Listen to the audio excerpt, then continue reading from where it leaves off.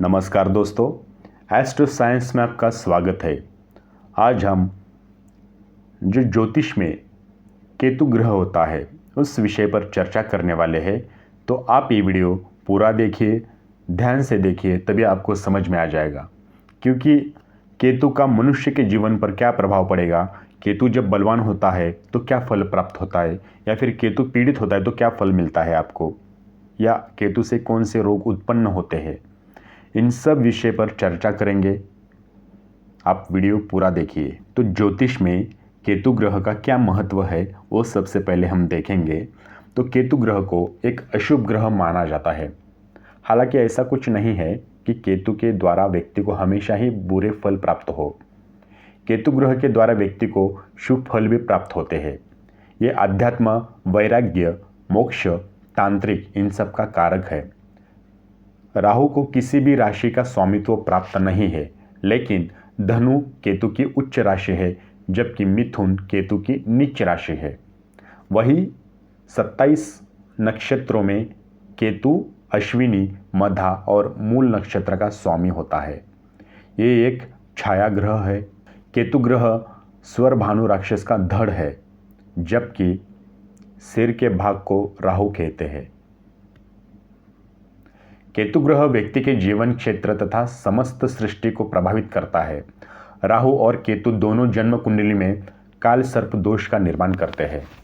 राहु और केतु ये दोनों, ये जो दो छाया ग्रह है, ये कुंडली में काल सर्प दोष का निर्माण करते हैं। केतु ग्रह व्यक्ति के जीवन क्षेत्र तथा समस्त सृष्टि को प्रभावित करता है।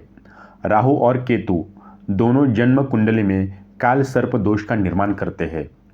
वही आकाश मंडल में केतु का प्रभाव वायव्य कोण में होता है।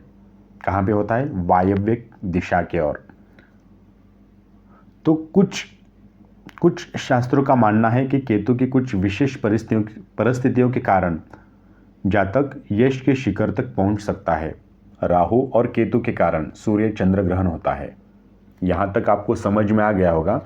तो मैं आगे बताऊंगा केतु का, यानी केतु ग्रह का मनुष्य के जीवन पर क्या प्रभाव पड़ेगा। सबसे पहले हम देखेंगे शारीरिक रचना इसकी कैसे होती है, इसका स्वभाव कैसे होता है। तो केतु ग्रह की कोई निश्चित राशि नहीं है, इसलिए केतु जिस राशि में बैठता है वो उसी के अनुरूप फल देता है।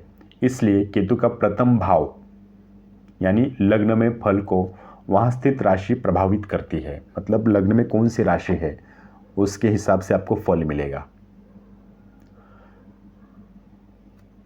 लग्न का केतु व्यक्ति को साधु बनाता है। ये भी मेरी बात ध्यान से सुनिए, ठीक है। लग्न का केतु व्यक्ति को साधु बनाता है। ये जातकों को भौतिक सुखों से दूर ले जाता है। इसके प्रभाव से जातक यानी अकेला रहना पसंद करता है। यदि लग्न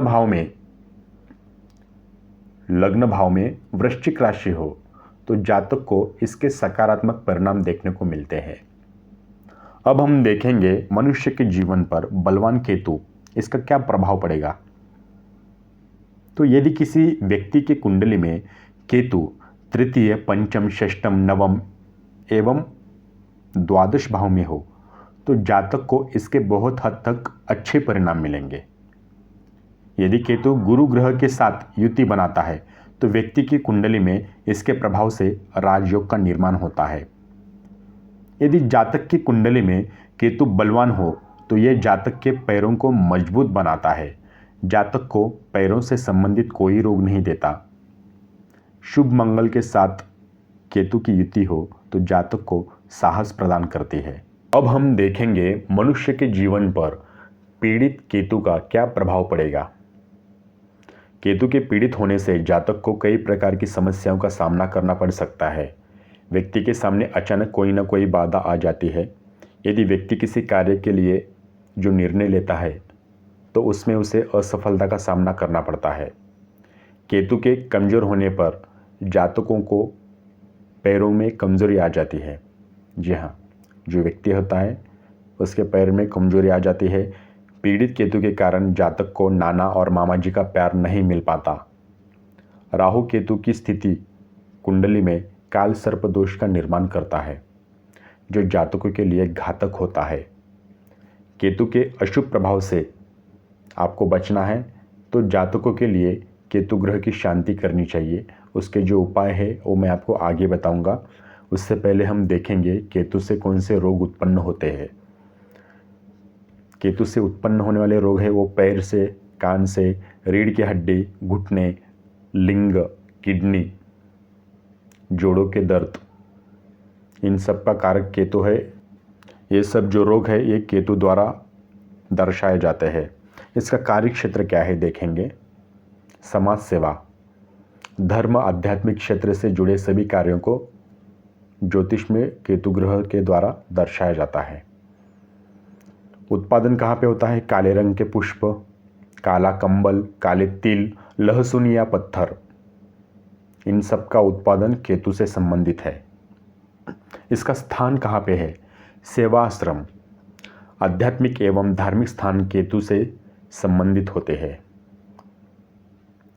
जड़ कहाँ पे। अश्वगंधा की जड़। रत्न कौन सा है। लहसुनिया। रुद्राक्ष, नौमुखी रुद्राक्ष। रंग भूरा। अब पशु पक्षी तथा जानवर, मतलब केतु के द्वारा कौन से पशु पक्षी को दर्शाया जाता है या फिर कौन से जानवर को, तो जहरीले जीव एवं काले अथवा भूरे रंग के पशु।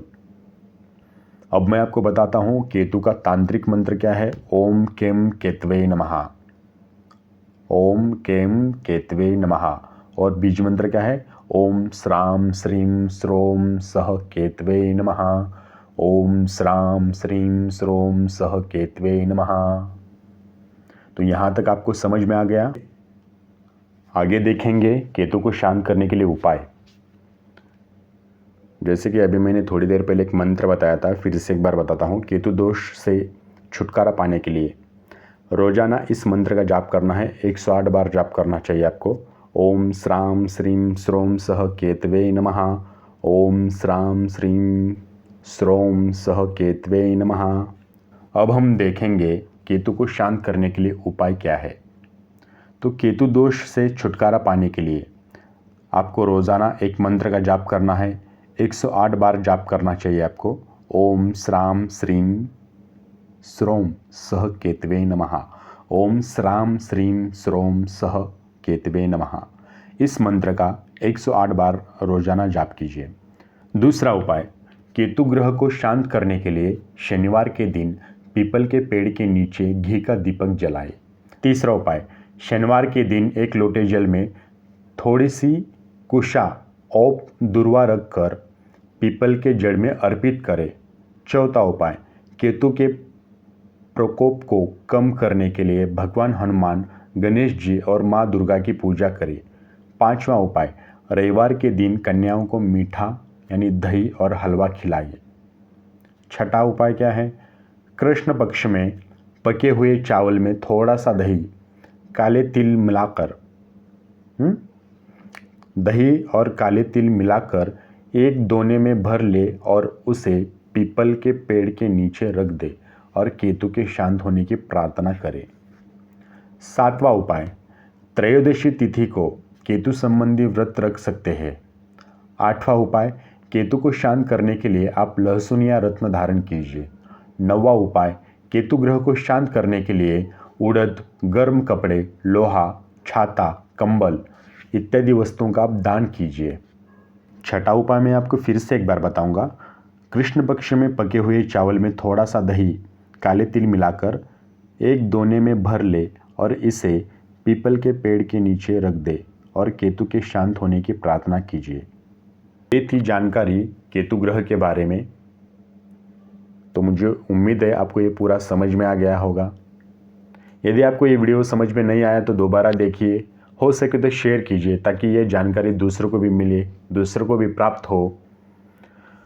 वीडियो को लाइक कीजिए, सब्सक्राइब कीजिए। वीडियो देखने के लिए धन्यवाद। आपका दिन शुभ हो।